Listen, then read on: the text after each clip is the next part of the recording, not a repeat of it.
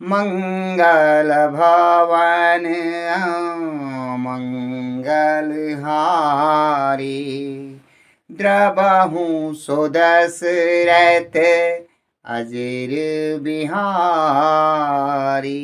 और उन माता बहनों से मैं आग्रह करता हूँ कि अपने पाश्चात्य संस्कृति में मत जाइए, और अगर आप जाना भी चाहते हैं तो उसका प्रदर्शन मत करिए। आप अपने घर के अंदर अपने पर्दे की आड़ में आप क्या करते हैं वो तो ईश्वर जानता है। वह सूर्य चंद्र, ईश्वर, समय, काल, जो भी आप समझें, ईश्वर अपनी आंखों से देखता रहता है।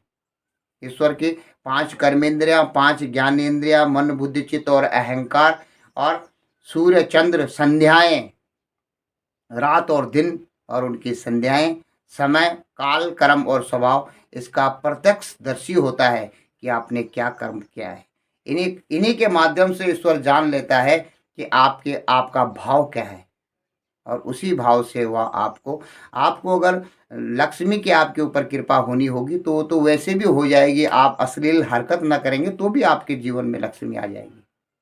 उसके लिए आपको करना नहीं पड़ेगा, क्योंकि जैसे दुखों के लिए कुछ करना नहीं पड़ता, दुख अपने आप आ जाते हैं, उसी प्रकार से सुखों के लिए भी कुछ खास करना नहीं पड़ता है, वो अपने आप आ जाते हैं। हाँ, जहाँ तक बात है आप किस प्रकार के आपकी मन की दशा और दिशा क्या है, उस पर अनुभव, उस पर डिपेंड करता है, उस पर आधारित है कि आपको सुख मिलेगा या नहीं मिलेगा।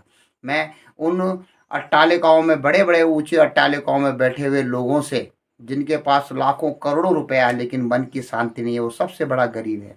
और जिस गरीब के पास भगवान ने कुछ नहीं दिया है, शाम को खाने के लिए भी उसको मेहनत करनी पड़ती है, वह सबसे बड़ा भाग्यशाली है, इसलिए कि वह अपने कर्म में इतना व्यस्त रहता है कि उसे पाप करने का समय ही नहीं मिलता।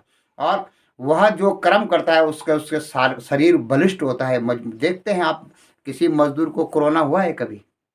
इतने कोरोना में कोई मजदूर मरा नहीं। जो बैठा निकम्मा था वही कोरोना काल में खत्म हुआ है। इसलिए मित्रों, आपसे मेरा अनुरोध है कि आपके पास ऊंची ऊंची अट्टालिकाएं, गाड़ियां हो सकती हैं, लेकिन सबसे दीनहीन वो आदमी है जिसके पास अच्छा बिस्तर है लेकिन नींद नहीं है। सबसे दुर्भाग्य उस आदमी का है जिसके पास लक्ष्मी, ऐश्वर्य, धन धान्य है लेकिन चैन नहीं है। जिसके पास पूरा विश्व की धन संपदा है लेकिन अपने उसके पास नहीं है, वह सबसे बड़ा दीनहीन इंसान है। और जिसके पास अपने हैं और जिसके पास खाना है तो भूख भी है, धन है तो दान भी है, वो इंसान इस संसार में बहुत ही सुखपूर्वक जिंदगी जिया है। कहते हैं यस्य पुत्रो वशीभूतो भार्यानुछंदोगामिनी वैभव यस्या संतुष्ट स्वर्गादि एवं। अब अधिक नहीं है, आप सब लोग जानते हैं। अधिक अगर कहा जाए तो आप समझेंगे कि ये आप अपने को कोई बहुत बड़ा ज्ञानी प्रदर्शित कर रहे हैं। ऐसी कोई बात नहीं है।